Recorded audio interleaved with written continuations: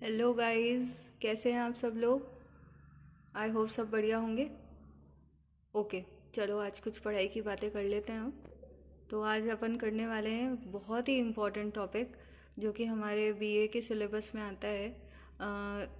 It is the poem the Rape of Lock written by Alexander Pope. And आज हम लोग देखने वाले हैं कि the Rape of Lock as a mock heroic epic. And guys trust me, this is a very important question. ये exam में ज़रूर से आता है और इसमें बहुत सिंपल सिंपल से आपको आंसर लिखने हैं। पर अगर एक बार आप लोग समझ लें कि इसमें आएगा क्या, मॉक हेरोइक एपिक होता क्या है, उसके एलिमेंट्स क्या हैं, तो आपके लिए ये क्वेश्चन अटेम्प्ट करना बहुत आसान हो जाएगा। तो चलो जल्दी से देख लेते हैं। सबसे पहले देखते हैं कि the Rape of lock a mock heroic epic. तो मॉक हेरोइक एपिक होता क्या है। अ mock heroic epic is primarily a satire on the classical epic. तो कोई भी क्लासिकल एपिक होती है, कोई भी क्लासिकल पोएम, एपिक, नॉवल कुछ भी है, और उस पर क्या होगा, एक सेटायर होगा। उसी को हम क्या बोलते हैं, अ मॉक हेरोइक एपिक।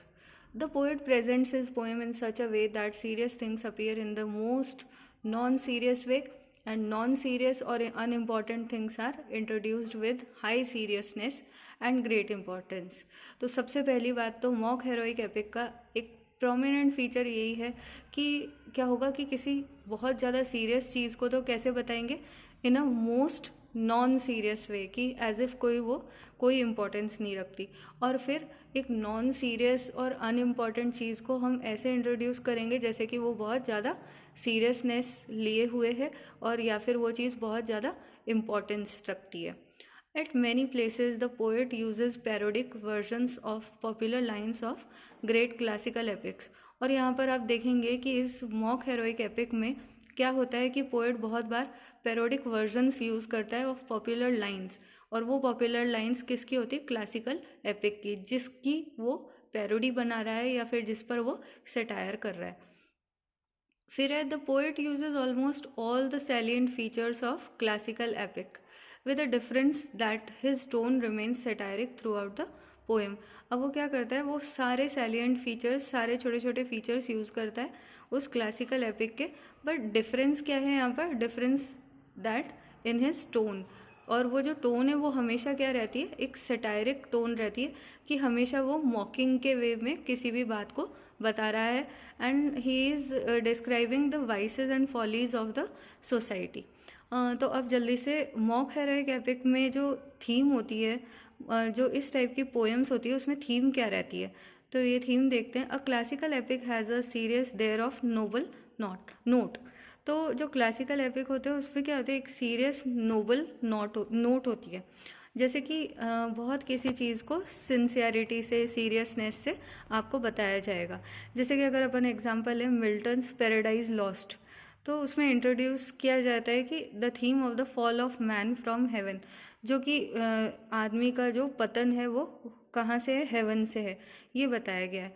तो Pope's the Rape of Lock being a mock heroic epic deals with an unimportant theme. अब जो पोप जो रेप ऑफ लॉक लिखता है, पर उसमें ये जो मॉक हेरोइक एपिक कैसे बनी है poem, because it deals with an unimportant theme. अब यहाँ पर एक बहुत ही इम्पॉर्टेंट थीम है जिसकी कोई सिंसियरिटी, कोई सीरियसनेस नहीं है। अब उसमें टॉपिक क्या है, इस मॉक हेरोइक एपिक पोएम का थीम क्या है, the cutting of Belinda's lock. अब यहाँ पर लॉक है, एक बालों का लॉक। तो यहाँ पर बेलिंडा जो हीरोइन है इस मॉक हेरोइक पोएम की, उसकी बालों की कटिंग, एक लॉक की कटिंग पर ये पोएम पूरी बेस्ड है।